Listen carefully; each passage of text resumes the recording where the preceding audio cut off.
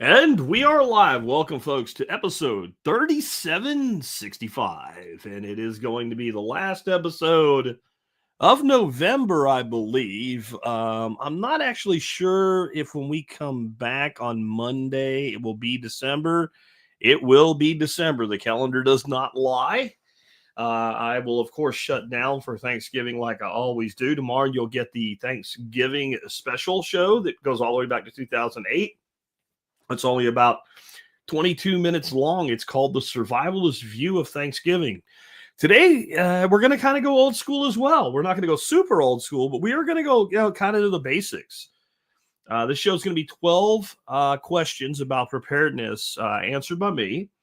And these questions are a mix of questions that I've received many times over the years.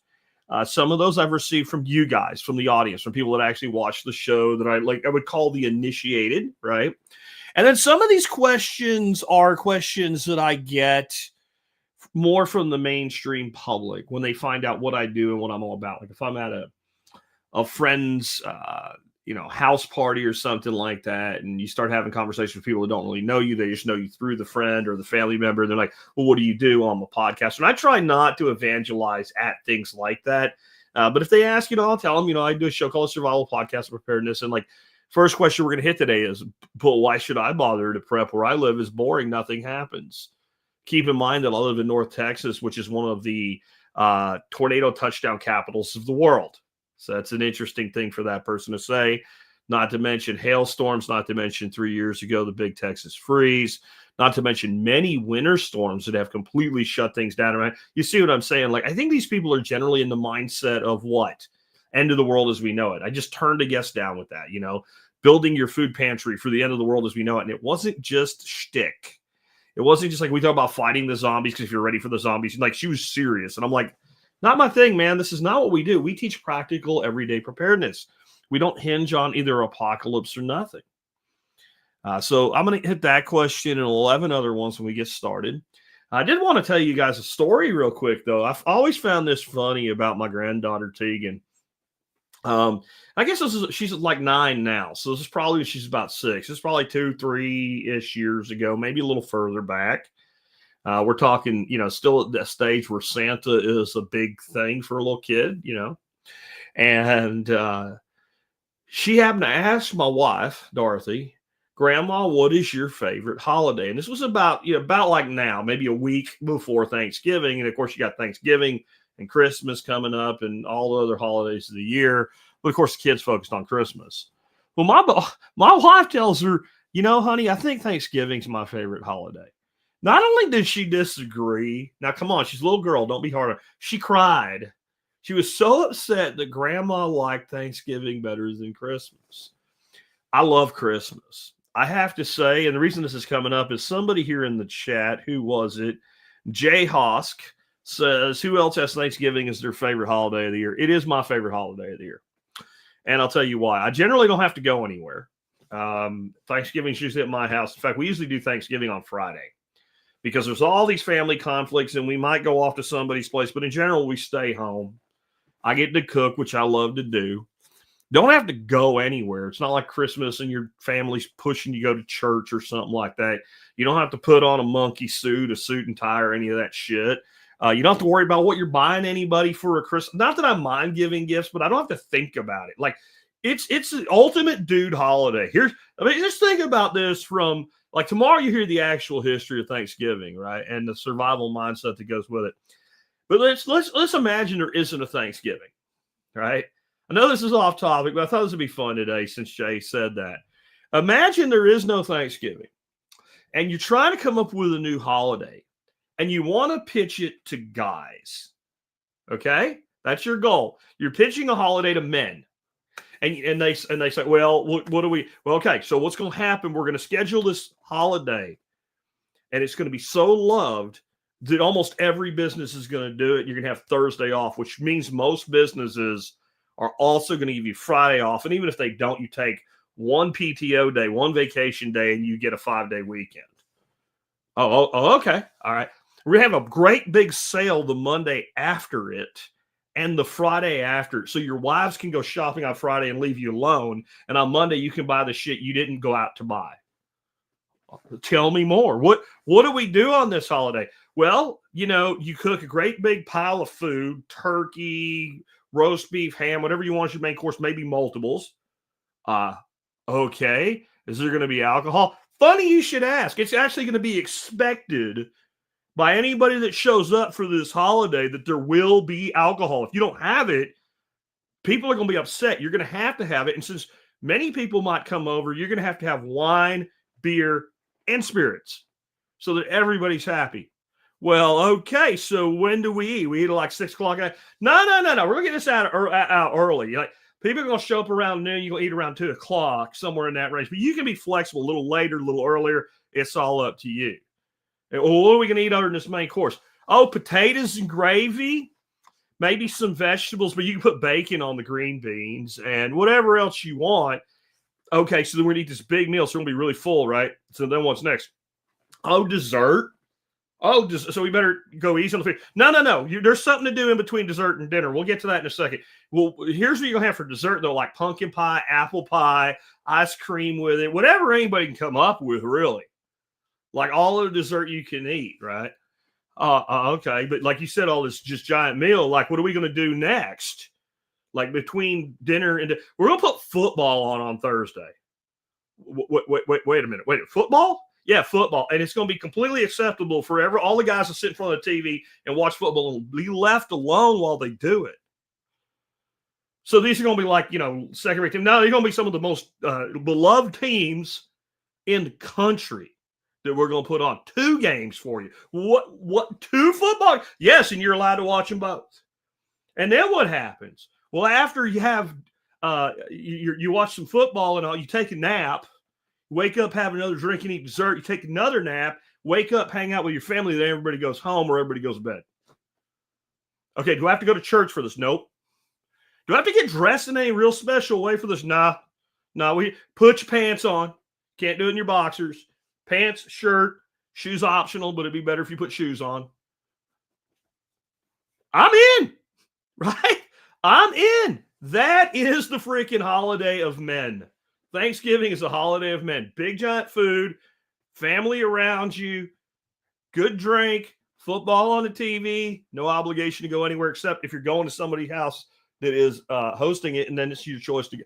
I'm in. It's my favorite holiday. Anyway, that is not what we're here to talk about today. We're going to answer 12 prepping questions. Before we do that, though, let's go ahead and hear from our sponsors of the day.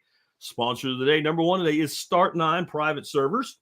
If you get yourself a Start9 server and follow the instructions and install it, you're going to be able to do all kinds of really cool things, like run truly private end-to-end encrypted messaging for you and your friends only in a completely anonymous manner.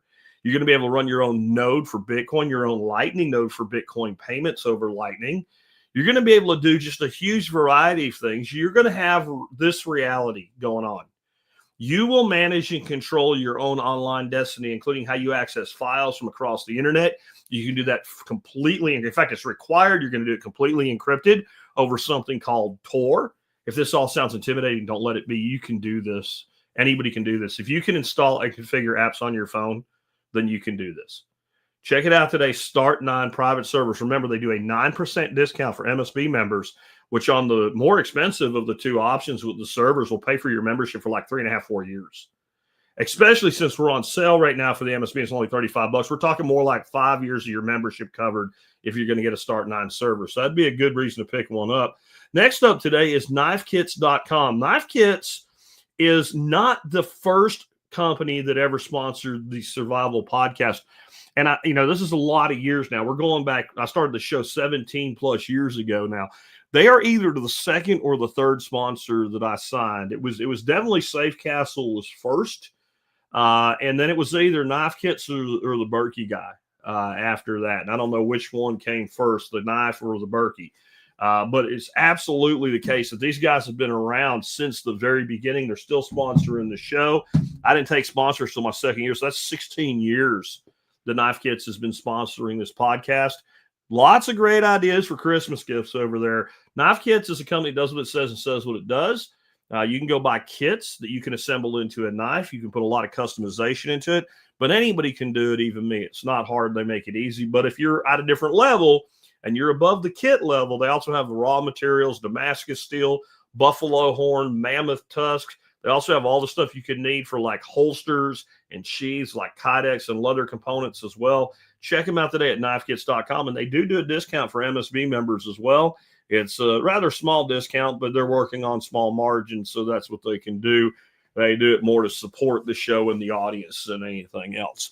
With that, let's get on into this. And as I said, these are questions that have come to me from many different angles, some directly from this audience and because of what I do and social media and things like that, and some just from people that I meet, and discussion goes to a point where they find out what I do. If you have a question for me during this podcast and you're in the live stream, you'll see a scroll going across the bottom of the screen right now. It tells you what to do. Put the word question as the first word and all caps. So I'm more likely to see it with my one good eye. And if I do, I'll start and try to get to you at the end.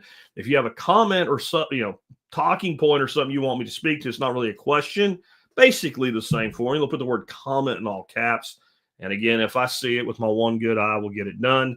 I'll tell you, I am ready for the holiday to come. I am tired. It's been a long haul since the workshop.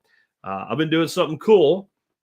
It's had me really motivated, but a little bit tired. And I'll tell you about that maybe when I get back, because it's definitely something I'm going to keep doing. And hopefully many of you will be adopting it as a practice in your life. But with that said, let's get on into this. That first question here today, this is the one that I always get some version thereof when I talk to somebody who finds out what I do for a living, and they're just a person that doesn't have any preparedness mindset at all. Why should I bother to prep? It's safe where I live and nothing ever happens. As I said, this is interesting to me that I hear this from people, and I'm like, do you own a television set? And they're like, yeah. And you live here in North Texas, yeah. You see how many tornadoes we get? Well, that happens. Do you remember like 3 years ago when we had something like 10 million people without power for almost a week in Texas, and the temperatures never got into the double digits for 5 days in a row? Do you remember that? Well, yeah, that did happen. Well, how'd you make out in that? Were you one of the people I saw warming your hands over the hot dog roller at the Quick Trip?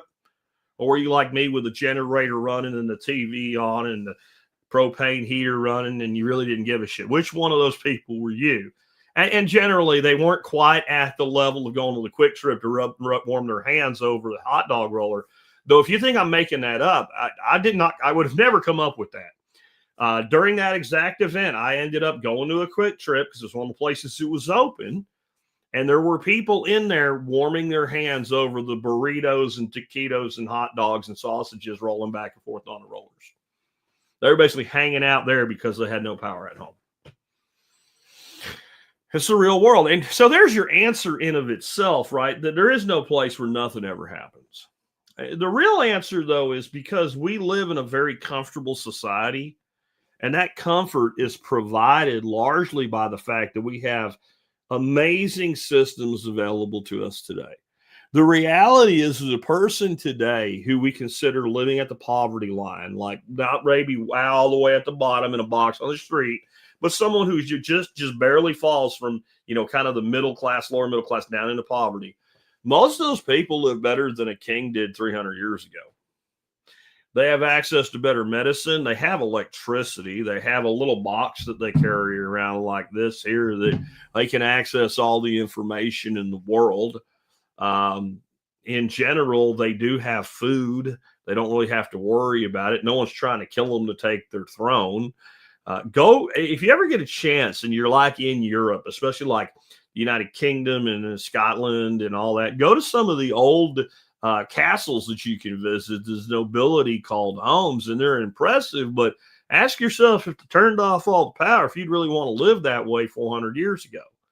And sure, the alternative was better than, the other alternative being a serf 400 years ago, but it ain't necessarily that great.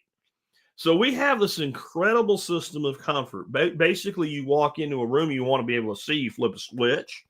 You're too cold, you turn a little thing on your wall up and it warms the house up. You turn it down, they make it cooler if you're too hot. You're bored, you turn this screen on and people talk to you and tell you all kinds of stories from all over the world. You're hungry, you open this box and there's all this perfectly preserved food for you inside it. You want to heat it up. There's another box. You push a button a couple times and it makes a vibrating sound. And in a minute or two, you have warm, hot food, or you cook it on a stovetop if you have more time. If you're out of food, you get in your car, drive down to the store. Oh, by the way, you have a car, you have gas. You see all these things we have that are all wonderful things. I'm not saying we should get rid of them. I'm just saying when you have all those things and all of a sudden the systems of underlying support go away in one shape or another, you end up having a problem. You've become so dependent on the thing. You're like the cashier who you hand, the price of an item is $5.51. You hand them a $10 bill and a penny, and they don't know what to do. That's how we all become when we become dependent on technology. Tell me if you're in the audience listening live right now, if this experience ever happened to you. For some reason, the power, water, something like that's off at your home. It's been off for a few hours. You know it's off. You haven't turned the generator on, or you're not running kind of backup water or anything. Maybe you even know it's a short-term thing. And you walk in the room and flip the switch or walk up to the sink, and then nothing happens. You're like, oh, yeah. It's so ingrained in us. That alone is a reason to prepare. But the simple answer is because things do go wrong. And when things go wrong, it is better to have what you need than not have what you need. And if you just think back through your life, no matter how new you are to preparedness, you will think of times where there were systemic failures, right? Whether it was you couldn't go to the store because you were snowed in, the power was off while you were snowed in, the power was off due to a storm, and then the storm went away and a heat wave came in behind it, which is very common with tropical storms. You get a hurricane come through, wipe out the damn grid, and as soon as the sky's clear, it's like 104 degrees out, and it's humid as shit. It sucks. That's why we prep. And I'm not going to go further into it because this is an anointed audience. You guys are an initiated audience. You guys are aware of these things. So my next one is, why should we start retelling the story of the ant and the grasshoppers to our kids again? That's a big thing of mine. I don't do it as much as I used to, but when I started this show, I probably told that story about once every 3 weeks for probably the first 5 years. And part of the reason I do it is because my grandfather did it. My grandfather told me that story so many times when I'm a little kid. Little blonde ass kid too. This hair wasn't always gray and dark, right? This hair used to be flaxen blonde. I looked like a little Dutch kid, or more accurate, a little Ukrainian kid. And I remember sitting with him on, he called it a glider. It was like an outdoor couch, but instead of rocking, it kind of slid back and forth. I don't even know what the right term for that thing is. And we'd sit out there. He'd tell me a bunch of stories, usually right out of the kind of the fable world, but his favorite one was the ant and the grasshopper. And when he told me the story, it was not the Disney version of the story. It wasn't the one where the grasshopper learned his lesson or any of that shit either. It was, and he died. That's how my grandfather used to tell it to me. And he died. He froze his ass off and then he died. And sometimes he would add to it, and the ants came out, chopped him up, and took inside and ate him, because that's what grasshoppers, or that's what ants do. They eat grasshoppers. And he's like, you don't want to be a grasshopper. You want to make sure you're prepared. And that would lead into a discussion about how that beautiful garden that I was being asked to take care of for such a little kid, even though I'd be back in Jacksonville by the time fall and winter came, that my grandmother would be canning all that food. And, maybe I'd be sent down to the cellar to pick up like a jar of chow chow from last season. It was still there in the summer. And this made a very big impact on me. And that's why I think we should tell it to kids, because it's a real story. It's not, obviously we're anamorphizing insects, which is not real, but the concept in a fable is always that we take something relatable and entertaining and apply it to the real world for a real world lesson. And there are really two types of people in the world when it comes to preparedness, and ant and grasshopper is a pretty decent way to describe it. There's people that make sure that they're prepared for what can go wrong. And there's people that don't, just say it'll all be okay. And they're the ones that always end up needing help. And the ones that prepare, that we call hoarders and preppers and crazy survivalists, they're the ones that always have the ability, because they have stability, to go out and help other people. And I don't know if everybody's ever explained it to you this way, but the preparedness formula is dramatically simple. And it hinges on something that, even though we use an ant and a grasshopper for, that no ant or squirrel or monkey or any animal we're aware of is truly capable of doing other than us. And that is to prepare in a methodical, logical way. Yes, the ant takes food, puts it in a hole in the ground. They got one move. It's a biological imperative. They evolved to do that. The ant does not have the ability to think even collectively as a unit and say, hey, this year might be worse than last year. We might need to work harder early on when there's abundance. It just moves at the same cycle all the time. The squirrel cannot think ahead and go, hey, this year's mass is probably going to be low because last year's mass was heavy. I'm going to have to put extra work in this year. You can't do that. All they do is bury and hide nuts. And 90% of what they bury and hide, they never see again. They don't remember where they put it. It's, again, a biological imperative. We can think ahead, so we should. So all you have to do to be prepared, and this doesn't matter if you're getting prepared for a storm or the change of seasons or a boardroom meeting. Number one, go through in your mind the scenario ahead of you and identify all the points where something could go wrong. Okay. The next step is to eliminate as many variables that can cause those problems as possible so that the problems never occur. If you were going hiking and you didn't want to sprain your ankle, part of that would just be good footwear alone will prevent 90% of sprains, at least severe sprains, where you could at least still hobble your ass out, right? So you find the variables and eliminate the variables. Some variables will be something you cannot eliminate. Like the weather, you can't eliminate it, but what you can do is mitigate its impact. So it is examine and discover, eliminate variables, mitigate the uneliminatable variables, and go on with your life. Well, that's kind of what the story of the ant and the grasshopper is. There's no way to stop winter from coming. It always comes. So, yeah, we should be telling our kids that because it's a valuable life lesson and because it's kind of a cute, clever story that little kids actually will listen to. And this is something we have failed to understand as adults in this new world where when your kid is being annoying, you hand them a box and send them away and they watch TikTok videos or YouTube videos of other kids playing, right? We've lost this concept that if you want children to listen to you, you have to use language that they understand and appreciate. And I have never tried to tell the story of the ant and the grasshopper to a little kid who was old enough to understand it, who didn't listen to it. So that's why we should do it, because they'll freaking listen and they'll learn and they'll become adults with at least the ethos of preparedness in their mindset. Next up, from fires in California to recent flooding and third world disasters, what do they all have in common?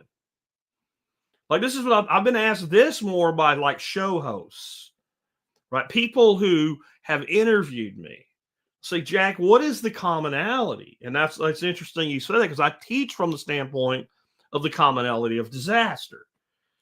And the commonality is that it's always about the systems of support we let off with today. You don't prepare for wildfire.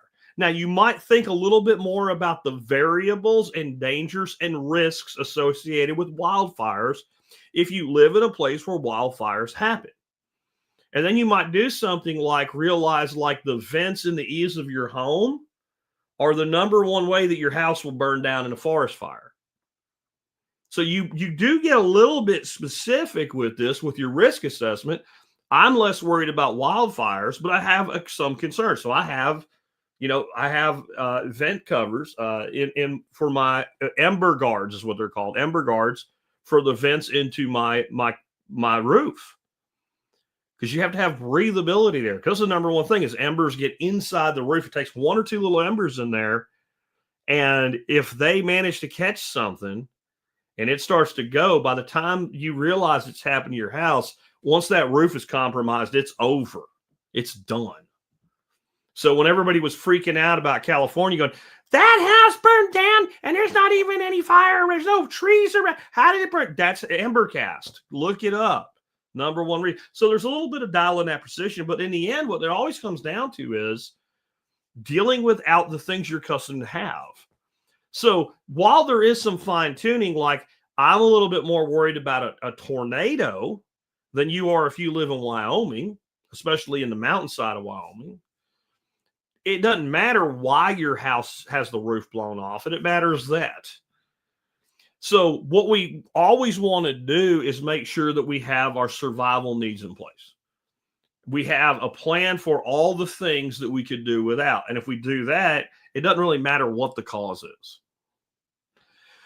Next up would be because I used to talk about this a lot too. So I've been interviewed with this one a lot. What is impact scale and threat probability?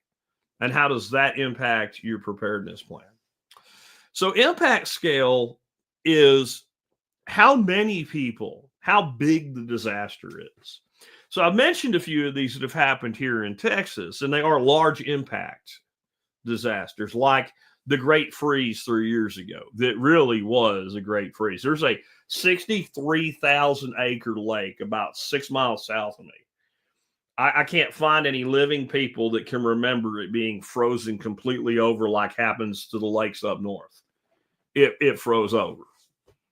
I've seen lakes like that around here with some ice on the edges during some severe.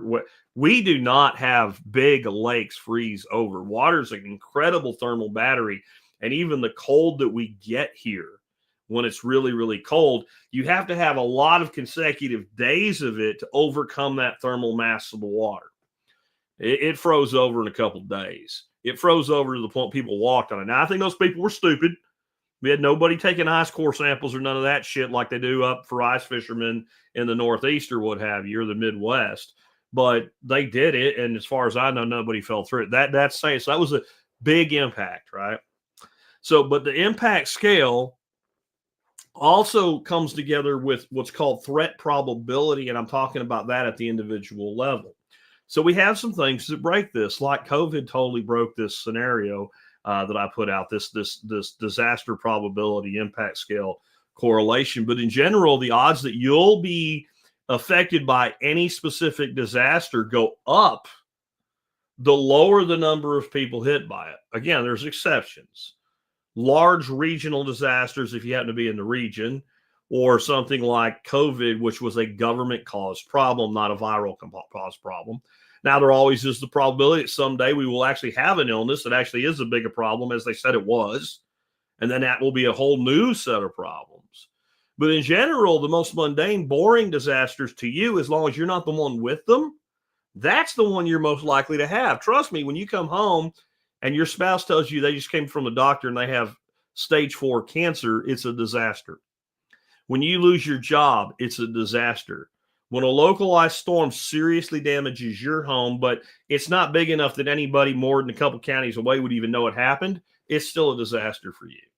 And if you think about your life, you've probably experienced plenty of individual disasters. Just because it didn't end your life or destroy your life doesn't mean it wasn't a disaster, and you plotted through it as best you can.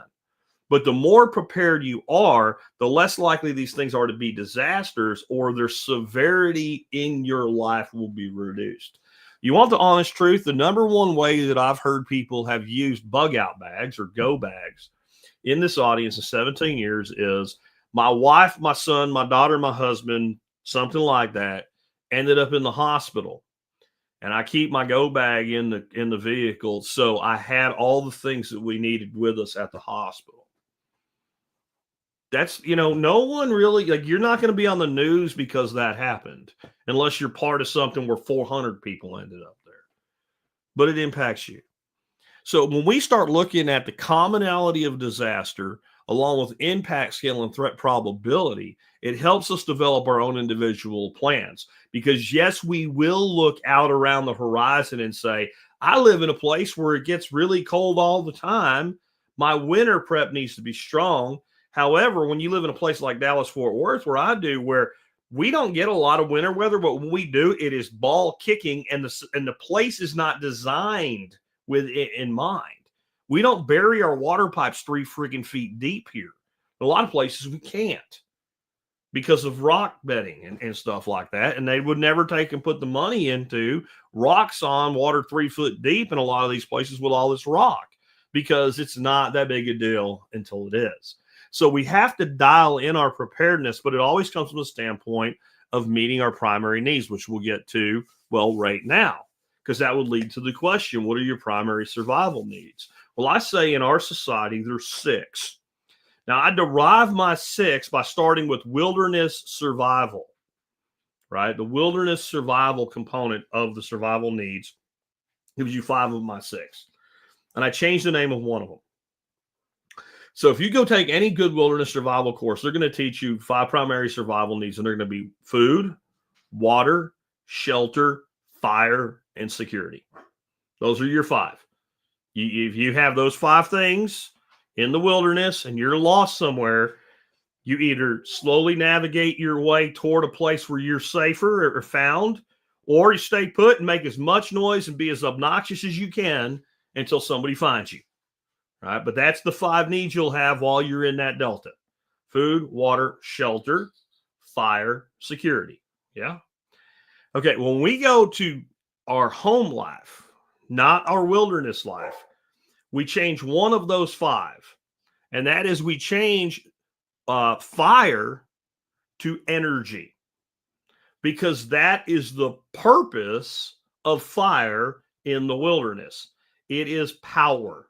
It keeps us warm. It cooks food. It boils water. We can use it to make and harden tools. It is energy. In our homes, we do all of these things and more with usually electricity. Notice I said power, though, or energy. So we need to make sure we have an energy backup as well. We have another issue that tends not to be a big issue. They don't really call it a survival need, but if you take a wilderness course, they will teach you, hey, when you have to take a crap, don't do it where you sit. Go off in the woods somewhere, dig yourself a hole, put crap in a hole and bury it, and everything will be fine. And the truth is, if you go far enough away, as long as you can find your way back to base camp, you need to crap on the ground. It might not be the most polite thing to do. We're talking about the wilderness, and billions of animals around the world take a deuce in the forest every day anyway, and the wilderness knows what to do with it, right? Okay, now you're living at home, and hold on, guys. I got to go deal with a dog who's retarded because their back door's open, but she's giving me that I'm going to poop on the floor like she heard what I'm saying. Bark. I'll be right back. What do you want? Out. Get out. No. Look, out here. Come on. Out. Out. Come here. Get out. Get out.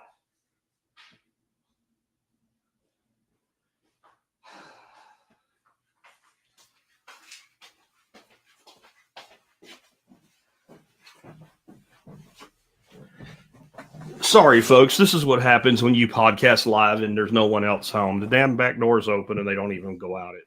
All right. So anyway, we have to worry about our health and sanitation differently at home than we do when we're in the wilderness. Again, in the wilderness knows what to do with our waste. We don't have a lot of stuff when we're in the wilderness, so there's not a lot of waste material. We want to hold on to most things. If it is something we really need to get rid of, throw it in the fire. Yeah. Okay. So now we're home. We're in a different state. We've got mom, dad, 2 kids. And for one reason or another, the toilet won't flush. If we don't have preparedness, we have a problem. We're either trying to get a 4-year-old to poop, okay, outside hovering over a hole, or we can give them something that looks a lot like a toilet, a bucket with a toilet seat on it. They might use that, right? So now all we need to do is something with that. So we need some sort of a composting system, or we can even just do garbage bags and the blue shit you put in toilets for RVs. But you need some concept of what to do about that. So let's go through these, and what is the short answer as to how we meet each one of these needs. Food, store it. Very simple. That's the whole thing. That's the whole answer. Eat what you store what you eat, store food, and rotate it through. You should have 30 days minimum of food. The best thing you can do on all your survival needs is have 90 days of sustainability, because research from insurance companies, et cetera, has shown that if you have 90 days that you can survive and thrive in, you're going to be just fine. It's about 90 days it takes people after major life-altering events to put their life back into a reasonable level of stasis. That's everything from a job loss to the death of a loved one. I'm not saying the pain goes away. I'm saying, like, if you're a parent and you lose a child, your world is over for a while. And it takes a certain amount of time for you to cope with it, deal with it, grieve with it, and realize I have to go on. You can even look like you're doing it for a while, but it generally takes about 3 months for most things. So if we have 3 months of sustainability and viability of food and we lose a job, it's just an inconvenience as far as food goes. What does every man say when you ask him why you work so hard? I have to do 2 things, right? Food on the table and a roof overhead. We'll get to the roof in a minute. So food, store it. Water, store it. Same answer. I don't want to see, if I ever see one of you people in my audience crying and bitching about how much Best Buy charged for a flat of water during a freaking hurricane, I'm going to kick you right in your ass. That is the dumbest thing I've ever heard in my life. Best Buy is not a place you go to buy water, is it? You see those things. When Best Buy happens to be the one I'm remembering. I've seen a lot of this. You see these stores, they're not grocery stores. Right? They sell bottled water for $1.80 or whatever at the register, and no one complains, even though you buy a whole flat of water for $3 at Walmart. And all they do when people start wanting to buy flats is they just, how many bottles, 24 times whatever, and stick that on the thing. They're not gouging you. They're charging the same price they always do. Do you know that water comes out of your sink in a manner where you can drink it? If you filter it better, but in general, you can drink the water out of your sink. If you can't drink the water out of the sink, you got a problem. You need a filtration system. So while the water is free or virtually, like mine, I consider free. I guess I do have a few pennies into electricity that runs a well pump. But even if you're on municipal water, if you do the calculations per price per gallon, it's so cheap. You know, if you buy the good toilet paper, I don't want to hear you talk about the cost of water. So it's pretty much free. So all you have to do is store it while it's available. Best storage containers I've found. The 1 gallon jugs for things like apple juice and like Arizona iced tea, and 2 liter soda bottles. They're small enough to move around, right? They're incredibly strong and durable because they're designed to hold acidic and carbonated things. They're food grade. Rinse them out. If you're really worried, throw a half a teaspoon of bleach in it, shake it up, dump it out, rinse it a couple times, fill it up with water, put the lid on it, stick it on the shelf. Done. That's it. You know, water won't go bad. There has to be something in water for it to go bad. You have clean potable water into a clean container with a lid on it. It can sit there for 50 years and it'll taste like shit and a little plasticky, but it won't kill you. You'll survive. If you use it every once in a while and refill them, it won't get that stale kind of bland kind of taste, right? So rotate your water. That's it. That's it. How much water? I would say you need about 2 gallons of water per day, per person, for as long as your plan is, and that's a minimum. Because we need to be able to clean ourselves, clean our dishes, drink, and cook. And so you ain't going to be taking showers if you're down to using your bottled water. Okay? But, you know, it makes a lot of sense to keep this water on hand, even if you can bathe and stuff. My son and daughter-in-law and my grandkids just had a boil water alert. And I'm like, didn't I get you guys a Berkey? Like, yeah, we brought it over to your house when we were moving and we left it there. Maybe you should come get it back. Why don't you have any water stored? You know, it's like your own kin are the ones that don't really follow what you teach. But that should have been a non-event for them because they had water for bathing and all was fine. It was just water for drinking that they had to worry about. So they ended up running off to the store to buy water in jugs. By the way, do not store water in milk jug style jugs. I'm just going to say they are not designed for long-term storage, and sooner or later that seam fails. This is a mistake I made early on. Just make sure there's some water there. Don't have time for all this other shit. Go buy like 20 gallons of, 1 gallon jugs from Walmart, stuck them in a closet at a remote property, left them there, came back 4 months later, and 3 of them had soaked into the floor. That's the end of that. That's why I went to the 2 liter soda bottles and the acidic beverage jugs at 1 gallon with a handle is kind of perfect. The Arizona iced tea jug or the Mott's apple juice jug are my preferred, but the soda bottles work too. But Jack, I don't drink that. Good. I don't either, but I know people who do. And if you say, would you save these for me? Soon you'll have more than you know what to do with. And by the way, when you're at convenience stores and shit like that, sometimes you'll see stacks of the plastic things they use to make the displays for 2 liter soda bottles. A lot of times they'll give those to you. You can just ask. The worst thing they can do is say no. They're not going to beat the shit out of you because you asked. So just ask for it if you're using 2 liter soda bottles. Energy, back it up. So food, store it, water, store it, energy, back it up. Have a backup plan. Number one recommendation I have for the most people, not all people, but most people, is a generator. And I mean a simple 6,500 to 8,500 running watt generator, pull to start, gasoline powered generator from Lowe's, Home Depot, Atwood, Tractor Supply, take your pick. It's been the number one thing that saved our ass more times than anything else is a good generator. A good generator, and if you live a place where it gets really fucking hot, where it can actually be dangerous in the summertime during a power outage, get one or two just small, decent window unit air conditioners. Make sure you go through the process of sticking in a window, even if they get stored, put away somewhere. Pop them in one or two rooms in your house, close the fucking doors, plug them in with an extension cord. Voila. You have two cool zones. If you have elderly people in your family, people with serious respiratory illnesses, infants, babies, young children, especially with additional illnesses, this is life-saving preparedness. People die every year in the heat. More than the cold is what kills people is heat. Go do that. Jesse C says Harbor Freight's 13,000 watt. That's a hell of a generator. Tri-fuel is on sale right now for under $1,000. I don't know anything about the quality of that generator, but it's probably just fine. It's probably just fine. We have a Champion 7,500 running watt generator, and I have a Troy built that's 8,500 running watts that I had to do some work on. That's when I bought the Champion in the interim while I was working on it, and both of them run fine. And the Troy built, I paid 600 and something bucks for, and I bought it when we lived in Arkansas back in 2011, and it did need some maintenance, but it's still fine. So those are two low cost, like Champion's a little bit higher quality, but two consumer level generators. Now, I would say if you live somewhere, especially where you can have a really big, like a 500 gallon or bigger pig, propane pig, or if you have natural gas plumbing to your house, you should seriously consider getting like a Generac standby gas, natural gas generator. Because if you have that, and power goes out, it blinks and flickers and goes blah, and comes right back on, you run your whole friggin' house. It's expensive, but it's worth having. And if you're a dude that travels and you leave a spouse home who ain't the kind of woman that's going to roll out a Troy built and fire it up and start running extension cords, you might really want to consider that.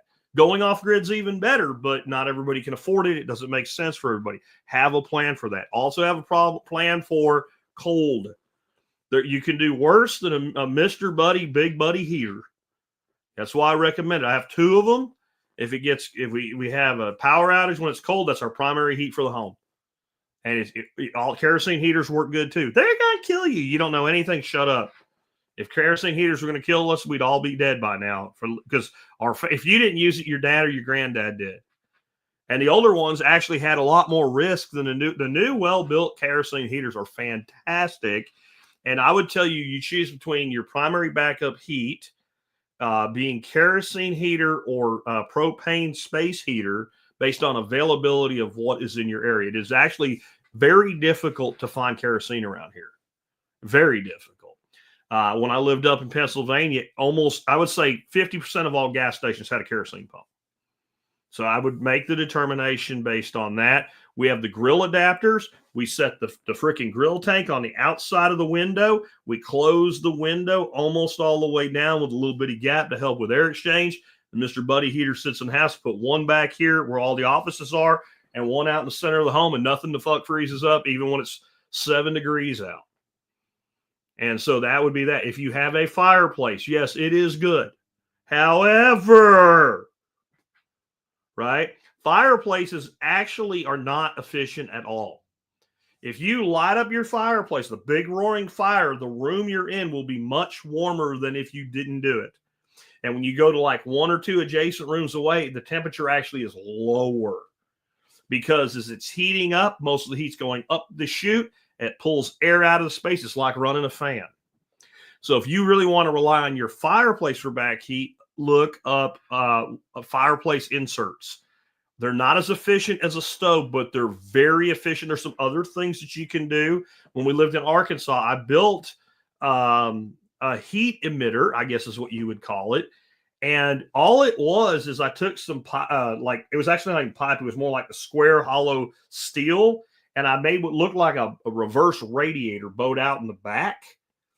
And then all of them were connected, and it had a little bitty fan, a little tiny 12-volt fan that would run for days on a deer feeder battery, blowing air into one side. And it went all through this, air radiator basically. And then the other end stuck out the other side and heat vented out.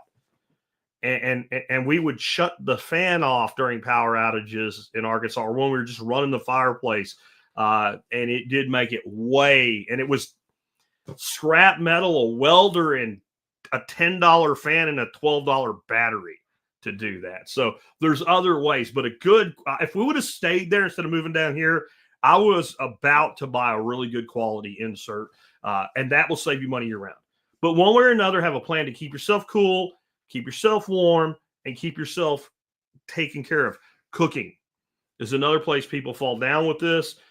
Coffee, you'll be surprised how much power a freaking drip coffee maker will draw from a generator.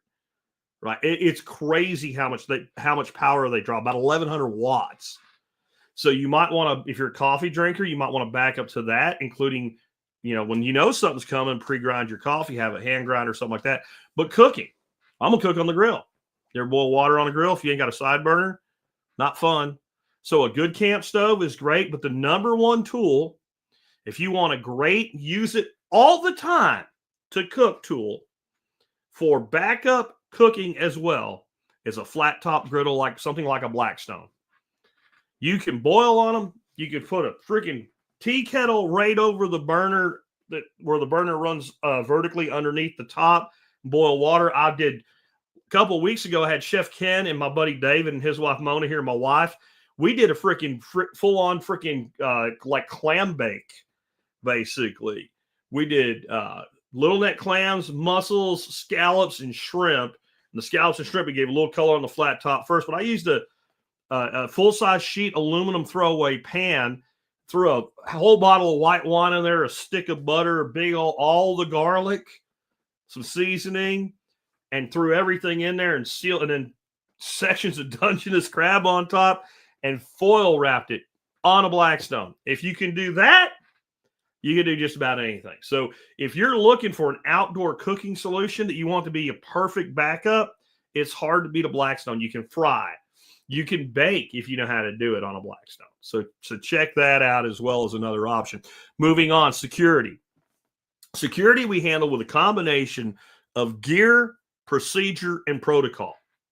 Okay. Gear is things like if there's a danger of a home invasion, you have a weapon. That's gear.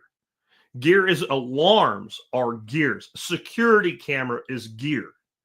Anything, any item that you have or system in place that runs on like power or energy or anything is probably gear.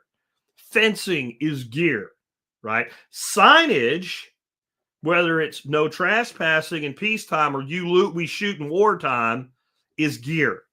All of that is gear. Procedures are how you do a thing. When I carry a gun, how I pick it up, how I make sure that it's condition ready, how I holster it, how I carry it, that's a procedure. When I come home, what do I do with my gun? Well, in my case, I don't do anything. I don't have to worry about a kid picking a gun up because it's strapped to my ass.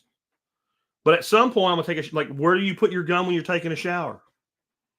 That's a procedure. I'm not telling you what to do. I'm just saying that's a procedure. Where is it when you sleep? That's a procedure. These are all procedures. How you drive to and from work and how that might change a different procedure, right? If there's riots. But procedures are the individual thing, like the tactic and the method of the tactic. What is a protocol? A protocol is an assembly of procedures. And protocols shift based on the reality on the ground. In other words, I might drive to work the same damn way every day, but if there's problems, I have a different protocol, right? I might carry my gun, X hours a day, but if there's problems, maybe I carry it 24 hours a day. I might tell the kids when they want to go outside and play, just go outside and play. But if storms are coming or riots are happening in my neighborhood or something like that, the protocol shifts. And that's just the best number one way to think about your security needs. Gear, procedures, and protocols. And the assemblage of those and how they're altered across time based on the threat at the time. I don't want to belabor it because I can do a whole show just on security. How about health and sanitation? Well, keep supplies, have a plan to eliminate waste, and get basic training. So health and sanitation we talked about it already from a standpoint of human waste, and that's necessary. We also need to think about how you're going to bathe yourself if you have no water. Long term, we're going to have to come to some sort of a shower-based solution. If we're worried about that a lot, maybe we have a large water tank with some sort of DC-powered solar pump, some kind of solar heat and everything. But short term, everybody can do it. Disaster preparedness is know how to take basically a soldier's bath. There's another name for it. I'm going to leave that out today. I'll try to be somewhat family friendly today. If you need to think that in your head, go ahead, you dirty-minded person. Right? But basically, you're going to take and use a washcloth and you're going to rinse off your face and your arms and your pits and your privates, back of your knees, right? And you're going to use, basically a bowl and soap and a bowl with just water and a washcloth and a towel. It's not the nicest thing. Think of it as a hospital bath to be another family-friendly way to put it, right? Clean yourself up. And you need to know how to do that and have the stuff you need to be able to do that. You also need to think about things like medical conditions. And there's a lot of overlap here. I'm not going to say that, but I'm going to put that on the screen. Yeah, I like that. But you need it. Like if you have somebody with let's say diabetes that's insulin dependent, you should have 60 days minimum of insulin on hand, whether it's oral or injectable. Any sort of medication that is literally required for your health and well-being, minimum 60 days. If your doctor will not work with you to kind of get you to that and then, fill monthly prescriptions of it, right? You need a new doctor. You need a new doctor. That's bullshit. I mean, we're not talking about your medicine, right? That's really so you can get high. We're talking about things that your doctor would say, no, this would be really bad for you to miss a couple of days a row in this. It could be life altering. It could be health altering. It could kill you. If that's the case, then you can't be sitting there 5 days from a prescription refill before you can refill it. And you ain't got no extra battery or buffer. You got to have that in place. And you need to know how to handle emergencies when no one's coming. So having basic first aid training and procedures and protocols in place for those things as well is a good idea, because you can't always dial 911 and expect somebody to show up. And there was a big winter storm going back about 8 or 9 years, and it was somewhere near Chicago. And this family called 911, and for whatever reason, the responders got as close as they could. They said, "You got to come to us." And this guy was a huge fat guy, and instead of figuring out to throw the table upside down on the ground, lay his fat ass on it and drag him, they kept arguing and saying, "You have to come to us." And they said, "Well, we can't." And the guy died while they argued on the phone. You need to make sure shit like that doesn't happen. That's part of health and sanitation. When I talk about health and sanitation, I am talking about waste, but I'm talking about overall physical, mental, emotional health as well. All right. How important is it to own guns and store ammo? Boy, I get that from everybody, from you guys to the people at the dinner party to the host of another show that interviews me. How we need to have a gun. What kind of gun should I buy? I would say this is an individual choice, but this is my personal answer. You should have a self-defense sidearm that you are well trained with and you carry. You should have enough ammo on you for at least one reload. You should have enough ammo in storage as backup. I'm going to say that with a handgun, a couple boxes, and the old box, like 50 round boxes. Before the price went up, they start putting everything in 20 round boxes. Right? That's a minimum. I know that I have more than that for everything.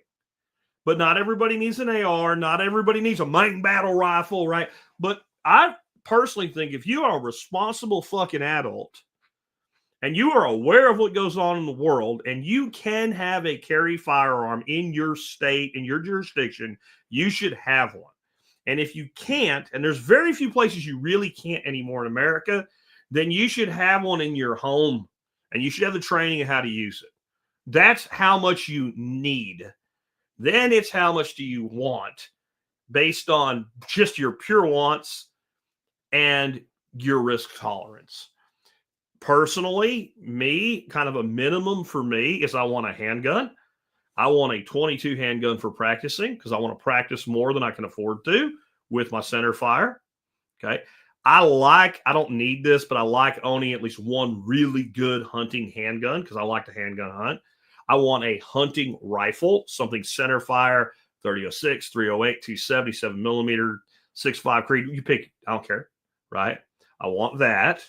I want a good all-purpose shotgun. And I want a 22 rifle. If I have that, my personal needs are met. My personal wants are not, I'm not going to pretend to be that guy. I have my 6-gun arsenal. I'm good. I have ARs. I have an AK.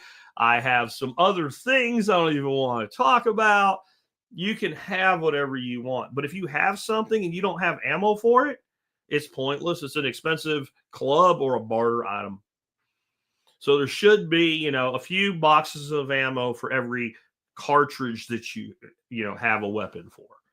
I don't want to say caliber because the gun police will get all upset. It's not caliber. There's plenty of rounds that are the same. Yeah, everybody knows what I'm saying, and you do too. You just want to be that person. So I headed you off in the past. Next one. What is the best way to be prepared for power outages? We kind of covered that with the needs, right? A generator. A generator is your number one preparation for power outages. And I would say a close second is going to be some sort of alternative heat, like the propane heaters that we talked about, and some way to cook, which again, I'm back to a flat top griddle being one of the best tools you can have. A good Camp Chef stove system, like a 2-burner stove. Those are great too. Well, that's your number one preparedness. And also to also just kind of think through it.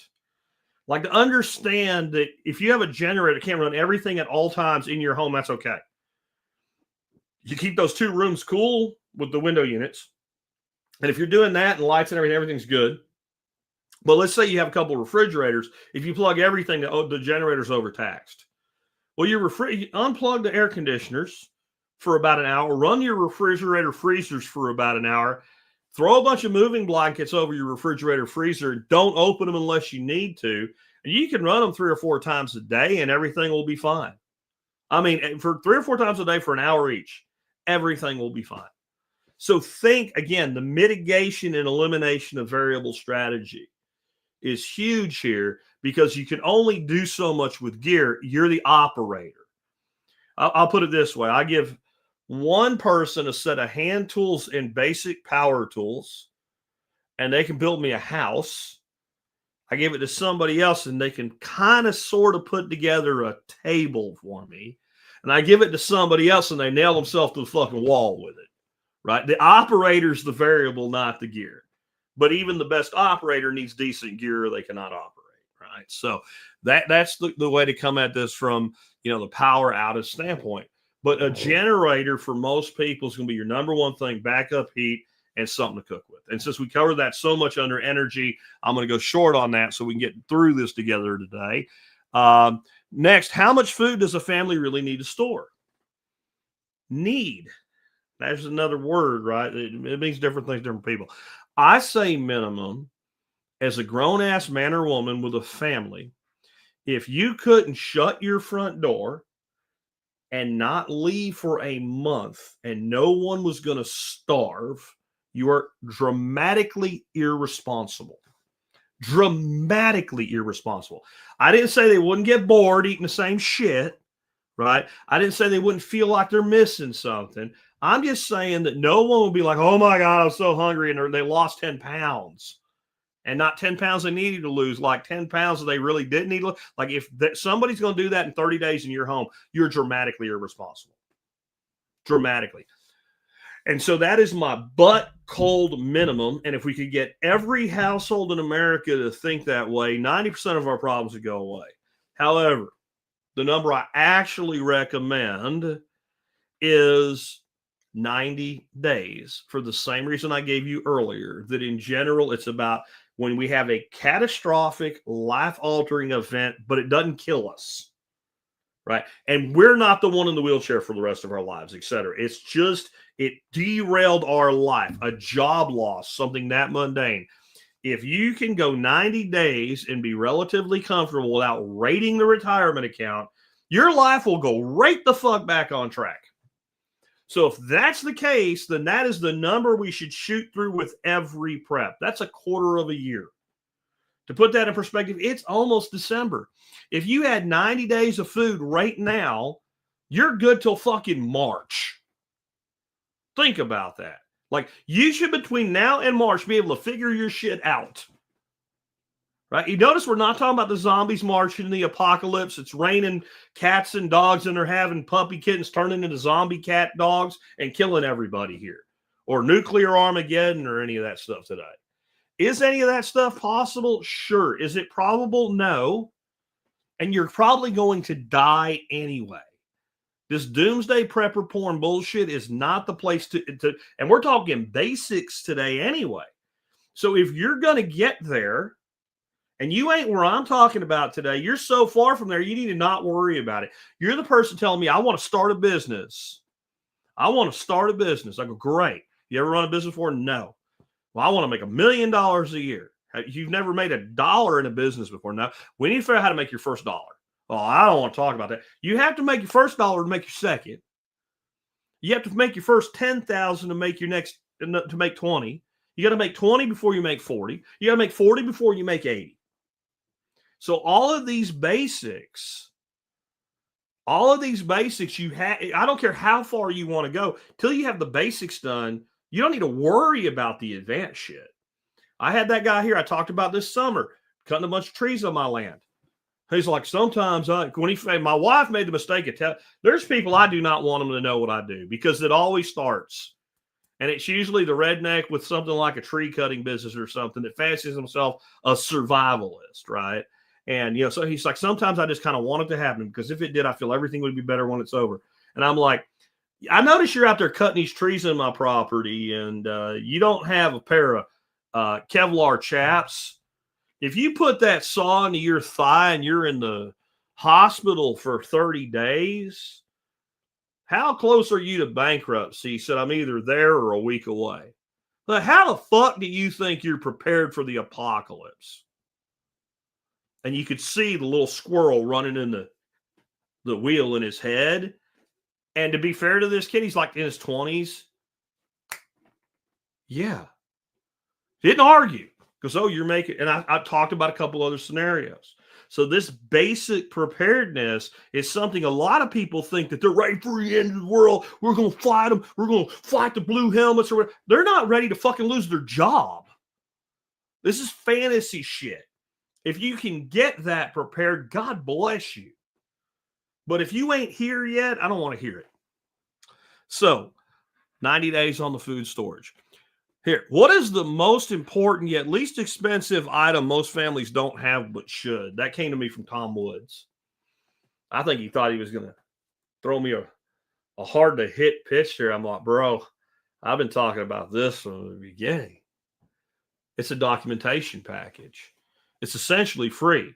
You can probably find a 3-ring binder, steal paper from the office, and even use the office printer, right? So there's no such thing as free, but somebody else paid for it. It's free to you.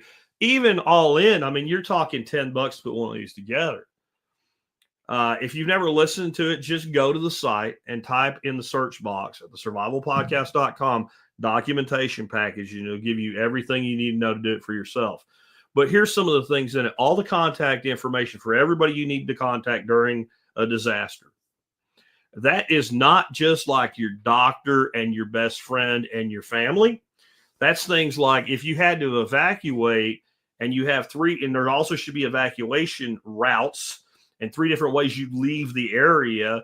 Once you get, let's say, 50 to 100 miles out, 3 hotels along each route, their numbers. Jack, you fool, when there's something like that going on, you can't get in a hotel because everybody already got them. Really? That's funny. How'd those motherfuckers get those hotel rooms? They called first. They were prepared and you weren't. The fact that most people won't be prepared is why this works. You're going to bug out to a hotel room? If I'm bugging out for less than a fucking week, and I got my 2 kids with me, and one of them's 4 years old, and I got my dog, yeah, and I don't have a bug out location because most people don't. Yeah, my freaking Visa card and a phone call is my number one preparedness item for that specific situation, which happens to people all the time. I'll figure out how to pay that hotel bill. I got a emergency fund. I'm good. It's a camping trip in a Holiday Inn. It's not the only thing, but it would be one of the things. How about my buddy with the tree service? You should have about 3 or 4 tree service contractors that can come do things like get the oak tree out of your yard that's blocking your car in so you can get your car out. Well, I got a chainsaw, I'll do it myself. What if the tree fell through your roof and broke your fucking arm? Is your wife going to do it? Do you want her doing it? What if you're not that guy and you can't do it? What if you're a single mother and you can't do it?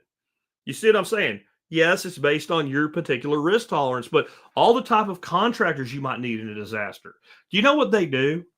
This is what you do. You do business with them in peacetime, and they value you in time of war. Okay, but it's also a first come, first serve. So when you already know who you're calling for the problem and it's in there, you make that phone call. It might even include people that can do things like if you had to leave, but now they're a lot closer to your home than you are, they can do a drive-by for you, take a picture and say, yeah, your home's good. Here's a picture of it. That would be some of the things that would go in there. There's a bunch of other shit that goes in there.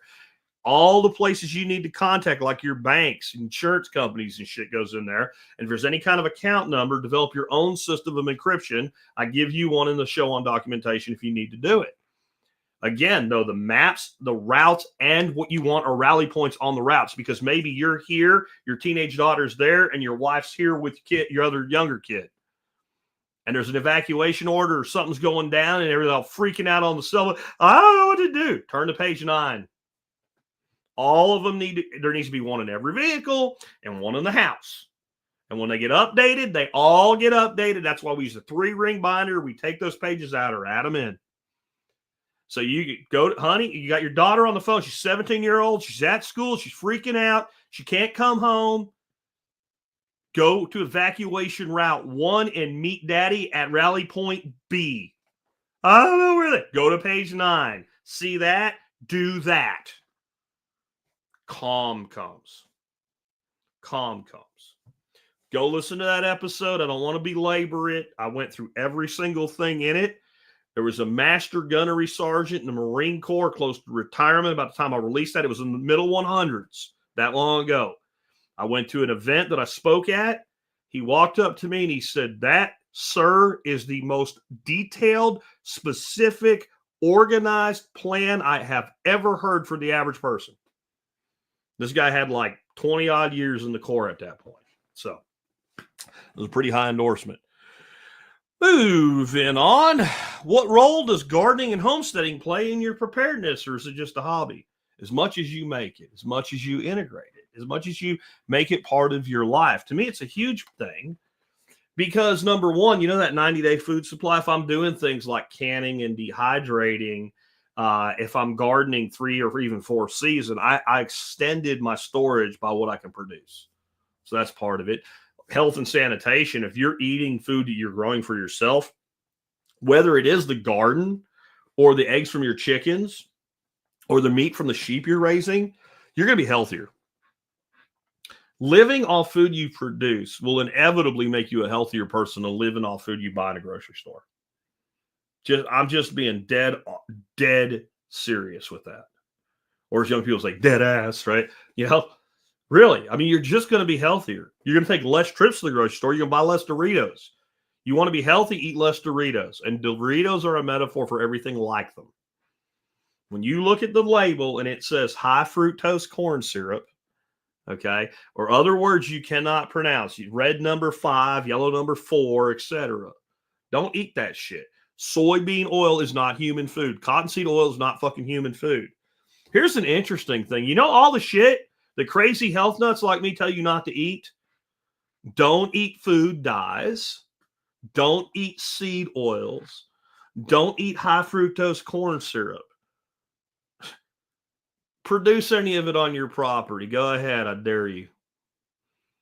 If you can't produce it, you probably shouldn't be eating it as a staple anyway.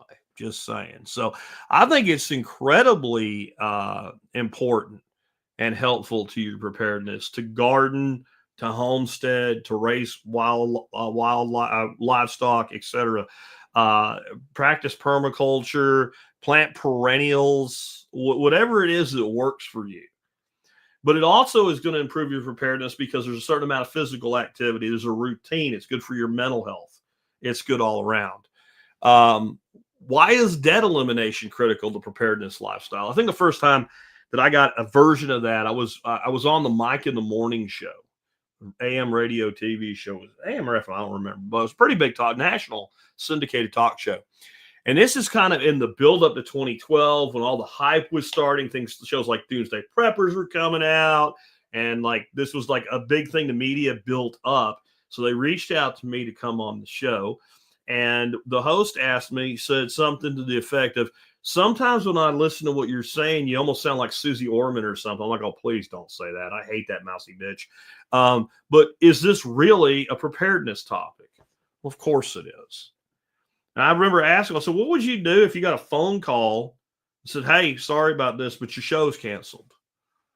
How dramatically would that affect your life? And how much at that point would be better off if you weren't deeply in debt, especially in depreciating assets?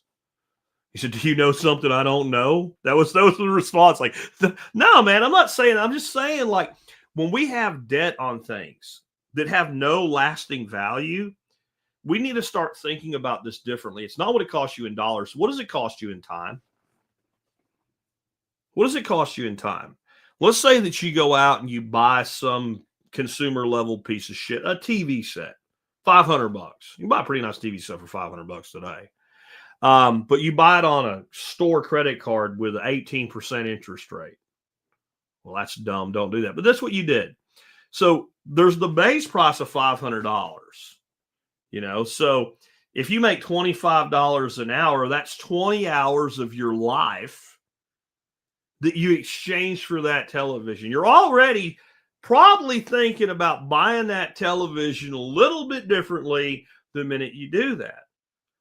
But how many years will it take you making that sweet little minimum payment of $25 that they say you can make on your Sears credit card? I guess they're not in business anymore, whatever credit card. Hell, Visa and MasterCard are freaking 18, 22% now. If you do that, well, you might pay 10 years to pay that to zero if you don't put anything else on it. You take the total cost of that, but also take the total time you live with that over your head, and look at the cost in how much of your life you then gave for something that you might still owe money on by the time it's outdated and defunct and you don't want anymore. It just blew up and it ain't worth fixing. See, I'm fine with debt on something like a house. If you maintain a home and you don't buy it in a complete third world shithole neighborhood, that house appreciates in value while you pay for it. And I also look at it this way, like, even with current interest rates at like 6%, you should be able to do better than 6% in your investing. If you can't do better than 6%, you need a new investment manager or financial advisor, or do you need to make better decisions if you're doing it for yourself? I'm old and I bought my house a while ago. I have about a 3% mortgage. You guys can probably figure out who my investment manager is. It shouldn't be hard to figure out. But I'll tell you what, as much as I like him, if he wasn't making me more than 3%, his ass would be fired. Right? And I run kind of my own investments on one side and certain investments on that side, let that be run by somebody else. But if I were to take the money that I have in those investments out and pay the house to zero, I lose long term. So I don't hate debt in of itself. I hate the wrong kind of debt. If you can't leverage the asset that you're buying with debt a second time, it's bad debt. Unless it is specific to keep ongoing run costs down for the business that is your life. So that for most people, the other exception would be a car if you buy the right car. I buy everything inside my business. It's a totally different tax calculation when you do that. I'm in a much better position. But even if you just have a regular job and you have to get to your work every day, I understand that a vehicle is basically a business asset for your life. The government may not give you the tax advantage it gives me, but it's what it is. And I understand that most people can't just walk out and open the checkbook and write a check for the price of a car. When you start buying depreciating assets that don't enable you to earn money on credit, you're setting yourself up for pain. And if you just go look at the bonuses paid to the C-level officers of these giant corporations that do all this lending, Visa and MasterCard, and then all the subsidiaries that use them as the back end, Capital One and all that shit, right? Go look at how much money these fuckers are given in bonuses, and then ask yourself where that money comes from. It doesn't come from a fucking leprechaun at the end of a rainbow, riding a fucking unicorn, finding pots of gold. It comes out of your pocket. As soon as you understand, it might as well be a fucking casino. When you go to Vegas and you look at those big, beautiful casinos, it's not winners that built that casino. It's losers that gave their money to the house that built a new house. That's that kind of debt. Last one. What is career resiliency, and why should it never be overlooked? Well, I've alluded to this a few times, but for the majority of people, the number one disaster you're likely to experience is losing your job. If there's someone here that never lost a job in your life, say never, and in the live chat for me, and if you have lost a job, put I have. Any job. I don't care if you were 17 and they fired you because you farted while you were working in the face of your boss. If you ever lost a job, put either never or I have. And we'll just see how that comes up while I talk about this. Most people have lost a job in their life. And when you lose a job when you're 17 because you farted on your boss's face or something, it's annoying, but it doesn't change your life. But when you have a good job and you're making six figures and you lose it, that can hurt. The more debt you have, the more it can hurt. It's a problem. And in general, even if we're well prepared, we need another job, or we wouldn't have had the one we lost, because most people don't have jobs because they just want a job. They have a job to sustain their lifestyle. And the problem that there's one, yes, I have, right? But the problem many people have is they don't put any thought into their career resiliency. And the happier they are where they work, or the more resigned they are to, I'm going to finish my career here, the more that becomes the case. And what does a lack of career resiliency looks like? You show up every day, do your job exactly the way you're supposed to. That's part of a bad career resiliency. That's not a bad thing to do, but if that's where it ends, there is no career resiliency. Let's say that your boss loves you. I mean, loves you like a child, and his boss loves him like a child. Everybody loves everybody, and you're the best employee there. And I'm not saying in your head, you really are. You're going to be the last person let go other than your boss and your boss's boss. They'll still let you go before they'll let themselves go.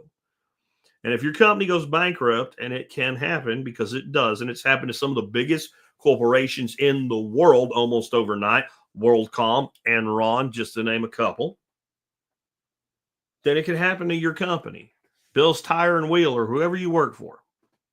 So what is career resiliency? Career resiliency is you always live like you have one foot out the door, even though you don't. If your industry has certifications, even if your employer doesn't value them that much, you should be obtaining them over time. You should always be in touch with what's going on in your industry, who's hiring and who's not. Your resume should always be updated. The people that you think are references, if you don't call those people a couple times a year, you're fucking stupid. You know, I mean, if I get a call as a reference for somebody, I haven't even spoken to them in 5 years. This is how that call is going to go. Oh, Tom? Yeah, Tom's good dude. I'm just going to be honest. I haven't heard from him in 5 years. But let me tell you about Tom 5 years ago. He always showed up on time. He did his job. He was attentive to detail, etc. But you're asking me to put my name next to yours, and I ain't heard from you in 5 years. If I care about my own reputation, I'm going to hedge that. If you're in a competitive bid during a downturn to get a job, and you've got your references hedging that way, and the other side doesn't, they're getting the fucking job. So you stay in touch with your references. Your resume stays up to date. I don't have quite a few I haves, but I don't have any nevers yet. It's interesting. You know, something that happened to people they don't think is going to happen to them again. That's kind of foolish, isn't it? Right. So anyway, you know, you stay in touch with those references. You have that resume updated, and you should always be looking for another job. Now, you don't want to do it such that it comes back to your employer and they think you're disloyal and they're going to kick you to the curb. I don't mean that. You just need to always have some feelers out if you're an employed person.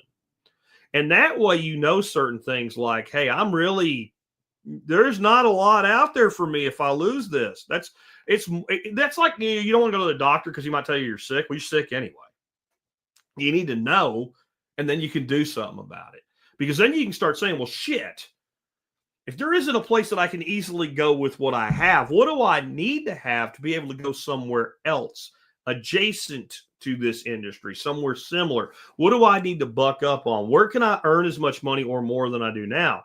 By doing this process, you may simply find there's a better opportunity across the street, and you might want to take it, or you might want to then negotiate with your current employer because you might be a little more valuable than you think you are. And you're going to find something out about getting paid once you're hired.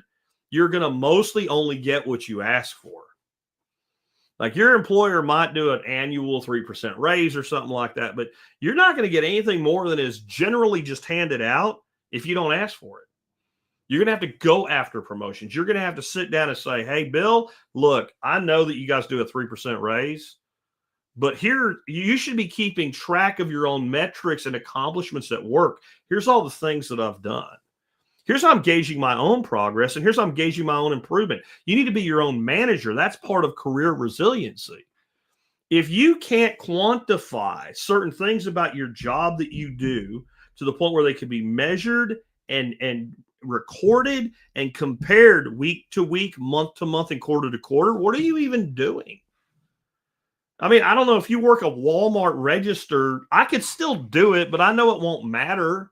You need to be looking for something better. But if you're doing something that's earning you a good living, trust me, your employer has a way they're quantifying your performance. Your job should be to develop a better way of quantifying your performance. Number one reason, hopefully your desire is to move up in your career. When you move up in your career, you usually end up with people that did your job and they're doing the job you were doing, working for you. That's how career progression works. Well, when you go in and it's between you and 3 other people to get that promotion, and you've quantified your work with metrics that can be measured and demonstrated that you've gotten better, by the way, that's only half the equation. You're now interviewing for the job you already have instead of the one you're trying to get. Yeah. But when you can turn that around and say, but this would be one of the things I'd like to put in place to gauge the performance of the entire team. And this is how we'll know who your best performers are. And your company doesn't already have that. You just got the fucking job. Not only did you get a job, you got a raise over what they were going to pay you when they gave you the promotion, assuming they have the money. Or if you have to go somewhere else, now you can embellish your resume without lying about it outright. Developed metrics for tracking the performance of team members. Just happen to be one, maybe. And you can say, I'm showing you what I did for myself as part of this program because I don't want to reveal anything about anybody else. You're not lying. You don't want to reveal anything about anybody else, do you? It's just thinking this way that's important. That's career resiliency. It's probably the number one most overlooked thing in the lives of most people that would be most easily done because like the documentation package, other than things like certification and training, it's mostly free. Because career resiliency is also working on yourself every day. Whether that's through affirmations, getting up early and getting certain things done before you even go to work, physically taking care of yourself, all of it. That's part of your career resiliency. I know people that if they just improve their physical appearance, they would advance in their careers. Some of them, they just don't really keep themselves looking very nice. And I realize I do have a homeless man Santa beard right now, but there's a reason for that. And I work for me, right?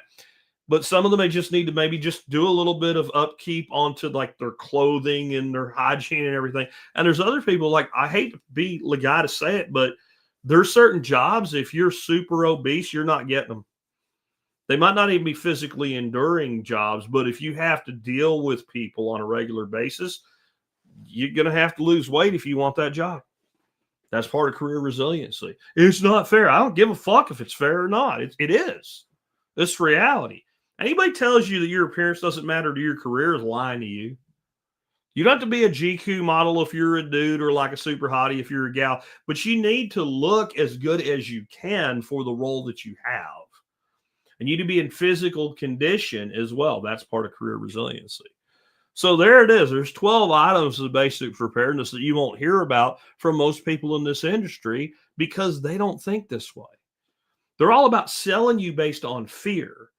You know, you can pump and dump precious metals to people. They're a great investment, but if that's all you're going to do is scare people into buying silver, eventually, I got enough silver, I'm going to go find somebody else to listen to. You can scare people into buying MREs and Mountain House with the end of the world as we know it as a potential. But there's a point where people go, wait a minute, I was all afraid the world was going to end.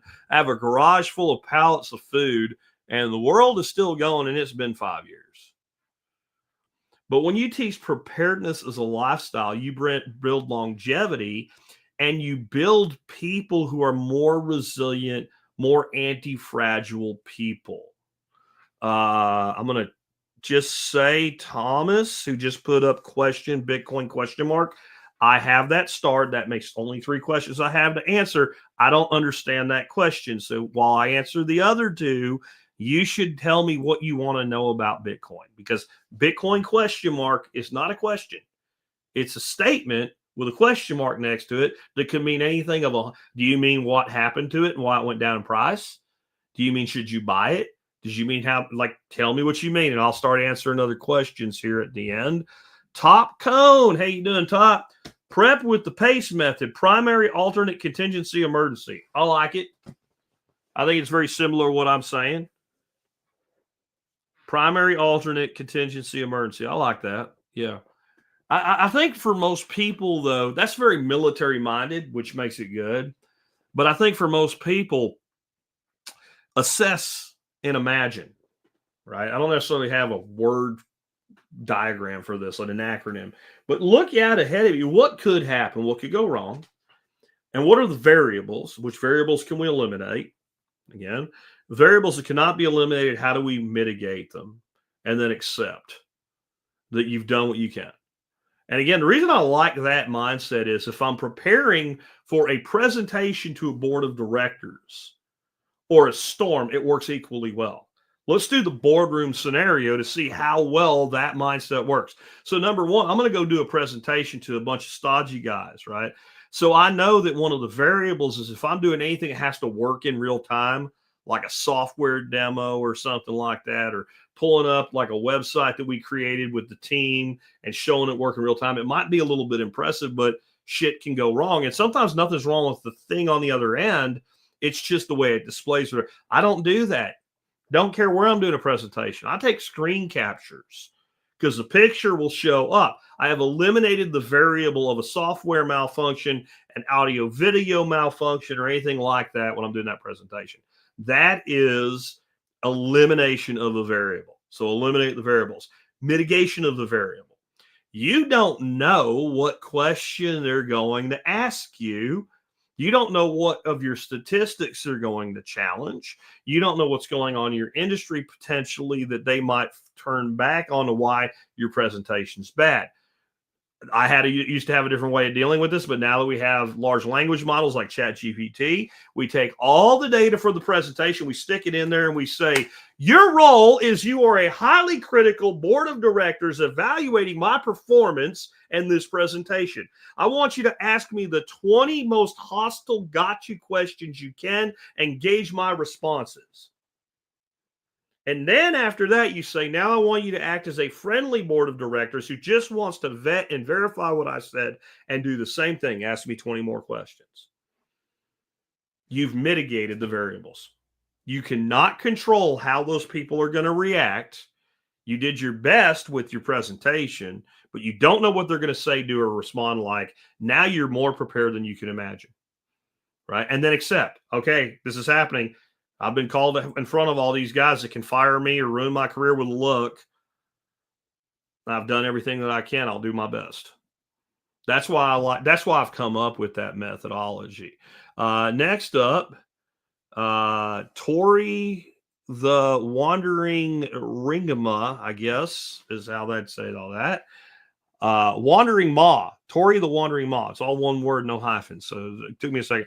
Question on food storage: how to eradicate mice. I store food in the basement and the food was decimated. I've yet to eradicate the mice. I hate saying this, but poison eradicates mice. I think I've actually covered them before. I don't know if they're on T-Spaz or not, but when you go to this works on rats too. when you go to like grocery stores or malls or movie theaters, a lot of times you'll see these little black boxes sitting around outside. They're for rodents.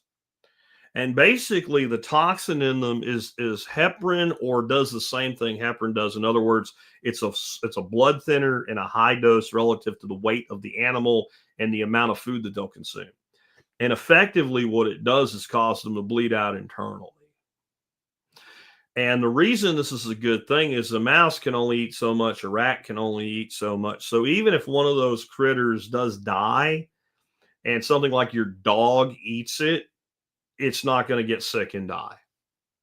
Because there's really no, if you take a lethal dose of this shit, treating symptoms, there's not much a vet or a hospital for a human can do here. It's a very serious life-threatening thing. But it also is dose dependent. The same thing that is a dose for a person who needs blood thinners because of a medical condition is a death sentence to a mouse. And the box keeps things from getting it. If you do have pets that can get into things, you need to put it where they can't get it. They lock with 2 keys. Old Cobbler was the brand that I used when I've used this stuff.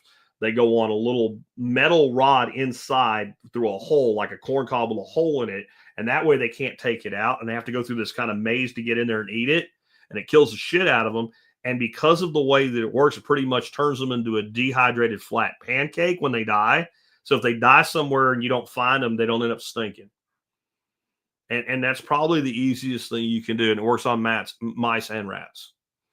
And again, for your dog or something to get sick because of it, they'd have to eat a fuck ton of them. And honestly, the way they end up dead, they don't really appeal to the animals. And I had a pretty bad rat problem in between cats here on the farm with all the duck feed and stuff like that. And it completely wiped them out. Instead of decimating your food, decimate the mice. That's your number one. Or get a cat. Get a cat in a litter box and have them spend a lot of time down there, and you won't have many mouse problems. We have a cat named Fox right now, and he's been knocking them out hard. So the Bitcoin question. So this is not a preparedness question. On the Bitcoin, I figured this is what is being asked. Well, actually, no, it's a different person asking the question. Price drop, the same thing. So it's 2 people basically want, is this the bottom? I don't know. Calm down. Here's what I'm going to tell you. If you're not comfortable owning an asset, any asset, Bitcoin or not, for 5 years, don't own it for 5 minutes. I mean, really. I'm going to tell you what I think is going on. Mark Moss put out a great, if you know Mark Moss, just look up his YouTube channel. I shared this on X today as well. He put out a great video saying basically we have an unwinding short selling situation going on here. And in those situations, people are not selling because they want to, they're selling because they have to. And somebody's been selling a massive amount of Bitcoin at about 8:30 a.m. every morning, like clockwork, at the exact same time. That's not retail fear.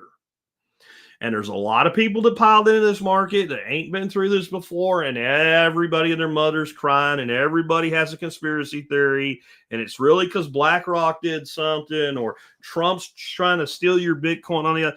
Shut up. Is this the bottom? I don't know. Historically speaking, we're heading into a down year and then 3 up years. And will that happen this time? I don't know. I actually think that the fundamentals of the market are stronger than they've probably ever been going into this part of a cycle. And I think, if anything, we have a very muted downturn, and we may not. You may have a rip-roaring 2025. This may be the year that we break out from it, and it may not be. This is all I know. If you're holding Bitcoin now and you hold it for 5 years, you'll be glad you did. And if you don't, you'll wish you did. That's all I can tell you about that. That's all I can tell you about that. There is no concern in my life about the price of Bitcoin going down. I'm going to also put it a different way. I don't even know what the hell the price is right now. Let me check. So you don't think I'm uninformed. I've been on the air with you guys for an hour and a half. I don't check the price all the time, but I think the price is somewhere around 87, 88,000 or something like that right now. Let me see. 86.3. Okay. Not that long ago, Bitcoin was at $80,000 and it was at an all-time high at $80,000. If I go back, that would be about, we're going to say April. In April, Bitcoin was in the $80,000 range, and I was happy. Why wouldn't I be happy now? Now, if you aped in at an all-time high, which I've always told you not to do, you may not be happy. If I go back to 2024 in March, it was at 65 grand, and that was an all-time high, and everybody was happy. If you look at the performance of the asset over time, it moves in one direction. So when people start getting into this nebulous shit, now there are macros of the cycle, and you give me a couple months and I'll probably be like, okay, we're going to the absolute bottom of whatever this cycle is, or it ain't happening. But it takes time. I do not react emotionally to this. I just actually found out that River has a feature, and I hit up Jack Maulers and the strike team, who actually do respond to me at times, and said, y'all need to add this. It's called Double Down. And basically, like, I have a daily buy on strike. I buy a minimum of about $300 a month in Bitcoin, a minimum. And I do that with a $10 daily buy. Well, River has a feature. You can say if between my last buy and now, the price drops by, let's say, more than 3%, it automatically doubles your buy. I don't know exactly how flexible it is, but I saw them talking about it on X. I'm like, y'all need this, right? Like, when there's a dip, it automatically doubles your buy based on the deposit you have of cash on hand to make buys. That's my mindset. Go down, baby. I'd love to stack another whole coin, right? I ain't gonna say how many I have, but I'd love to stack another one. It's getting hard to do. Let's go 50 grand. Bring it on, baby. I'll get up on the roof and start dancing. Get down to 25 grand. I'll start taking my clothes off. I don't think that's going to happen, but that's probably why I would do it. Bitcoin is a different type of prep than we've been talking about today. We're talking about prepping for disaster. Bitcoin is preparing for your own future and your children's future and your grandchildren's future. It's generational wealth. And so we have to think about it differently. That's my answer to that. The answer is, I don't know where the bottom is. And I don't normally, this time in a cycle, I would tell you, I'm pretty damn sure what's about to happen. The world has changed. You have the most powerful financial regulators on the planet in the U.S. government openly advocating for Bitcoin and going to and speaking at Bitcoin events. We have never had anything like that before.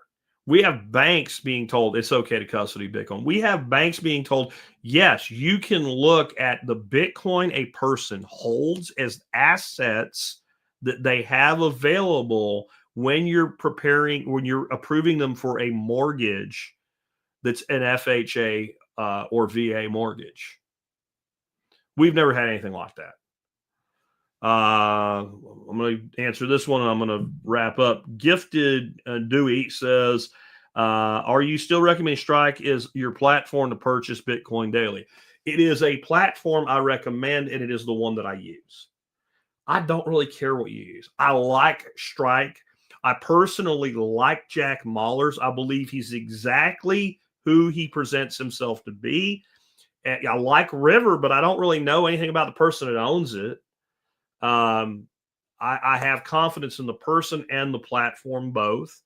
But this is why I don't care where you buy, right? As long as you're not getting ripped off on fees or spreads, it doesn't matter, because this is what I recommend you do. What I do, that's always try to do that. Recommending you do something I don't do is disingenuous. Set a number because of how I buy, because sometimes I buy, sometimes like, wow, we really went down. Here's $300 more. Right?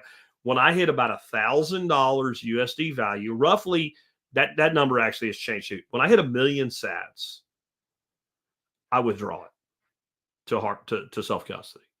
So there's never more than 999,000 sats sitting on any place that I buy Bitcoin. I do that to keep the transfer fees down, and then they move on to a soft wallet. And when that balance on that soft wallet gets up to a significant amount of combined withdrawals and payments from people and things like that, then that all gets moved onto cold storage, and those get combined to a single UTXO for long-term expense management. And so that's what I recommend you do. Now, do I recommend that you do it with Strike? Absolutely, I recommend that you do it. But if you tell me you're using River or Block or fucking PayPal for all that I care, I don't care. As long as you don't, like, if you're sitting with like 15, 20 grand on an exchange and you do not self-custody, then I'm going to tell you that you're wrong, unless the reason you have that much or a lot more being custodied is because it's inside like a 401 or an IRA or something, and you buy the ETF. That's different. That's different. If you actually own real Bitcoin, where you own the individual Bitcoin, then I highly recommend that you self-custody it, because it just eliminates a variable, which is the government could decide you don't need it anymore. Because if somebody says they're going to take my Bitcoin, good fucking luck. So what you're telling me there is you're going to pick the right atom out of the known universe to take, because I'm not giving it to you. So that's why I don't really worry. Okay, we're not going to turn this into a Bitcoin breakout, but I'm going to do this one and I'm going to move on. Can you still mine Bitcoin with a home computer that has Bitcoin? No, you can't. Not in any meaningful way. You can mine from home, but not with a laptop or your gaming computer in any meaningful way. You need to be looking at ASICs at this point, which is a computer designed to do nothing but mine Bitcoin. All right, let's wrap up real quick. I want to remind you that Joel Riles, and he did text me right in the middle of this, and I didn't read it. She may be gone. I don't know, but he has a breeder Malinois that is a beautiful girl.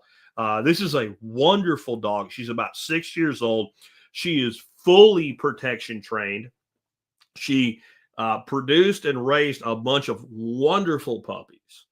And she is a great dog with some good years left in her. And she is for sale at a fraction of what you would pay for, let's say, a 3-year-old fully trained dog that's being delivered as a protection dog. That can cost you up to 75 grand. Right. So it's kind of like buying a really great used car, except it's biological. Anyway, this girl is great. And at 6, stable as the day is long, man. She'd be a great dog. So if you're interested in that, just go by the website, scroll down, and there's an email address in there to email Joel and let him know you're interested. And if he tells you she's gone, see what else he has available. Because I know he's got some pups available right now at a pretty good deal and some other things going on. But God, I wish I could take this girl. I'd buy her. I can't have a 3-dog household anymore. I'm down to a 2-dog household. That's what works for me. And just that's, kind of lifestyle design. Even though I want it, I'm not going to do it. Next up on lifestyle design, if you like the way I talk and the way I teach, you're probably going to like my book, Laws of Life. It's on sale for the holidays. You can find that at Amazon. Just look for Laws of Life, Jack Spirko, or go to the website and you can go through my links and I'll make a couple extra pennies when you do that. But this would make a great gift for the young people in your life. And last but not least, if you do your online shopping starting at tspaz.com, that's TSPAZ, tspaz.com, you'll help me out no matter what you buy. I'm still running these Merton and Stork carbon steel skillets. Man, I'm going to tell you, if you're a cook like me and you want really great, super high quality cookware, this German-made carbon steel line of skillets is fucking awesome. Just like super high end. And you know what? They cost about the same as a dadgone Lodge. Any given day, the same size skillet between Lodge and Merton and Stork, $2 to $3 difference. And it might be the Lodge is actually more or a little bit less. It just, prices go variable. These things are beautifully milled, perfectly smooth, flat as well. Lodges a lot of times and other carbon steel skillets have a little bit of that high spot in the center. It's kind of annoying. Wonderful handles, top quality rivets, everything steel. So it can go from the burner into the broiler and back to the burner with something to protect your hands because you burn the shit out of yourself if you don't do it right. The walls are the side walls are just a little higher and a little steeper for tossing things and for cooking and for not having shit jump out and go down into the stove burner and all. Better for that. Better all around, same price. If you love to cook, get yourself 1, 2, 3, however many you want. And if you have a foodie or a cook in your life who wants really high quality gear, get them this. It will blow them away. It is such high quality. With that, I am ready to wrap up, and goodbye until December. Santa Jack will return on the 1st of December. I also want to remind you the AI solo course that you can register for at jackslaws.com, which goes along with the book. The AI Solopreneur course is going to go on sale. It's like the 21st of December. Again, I don't want to lie to you. Let me get that right. So that's November, December 22nd, Monday the 22nd, right before we go away for Christmas. We're dropping it then, and then it will actually start instead of 1 week out from that, 2 weeks out, because we've got the Christmas holiday. So that will be Monday, January 5th. The course will actually begin. It is going to sell out in minutes. How do I know that? Because the last one sold out in 1 minute and 45 freaking seconds. And the first course we put on sale broke the damn server because we didn't do whatever Tom did to fix that from happening again. We have over 800 people, close to 900 people pre-registered. If you are not pre-registered, you're not going to get an email on the morning of the 24th. If you get that email, it's going to give you a link. And when you click it and go to it, it's going to be a countdown on it. So you get like 15 minutes before it actually goes to 0. We're going to send that email to make it a little less of a break your neck to be ready. And then when it hits 0, it's a race. And once 100 seats are sold, it's gone until the next round. We're going to run 5 rounds next year if we can, at least 4. That's 400 people. There's over 800 people. You see what I'm saying? This course is white hot because it works. Talk to people who have taken it already. Get into the chats on Telegram and talk to people in the alumni group, especially if you're in the alumni group, that have taken the course, and ask them what it's done for their business. And you'll find out why people are this excited about taking it. So I just wanted to mention that. And otherwise, I'm gone. Tomorrow you get the Thanksgiving special.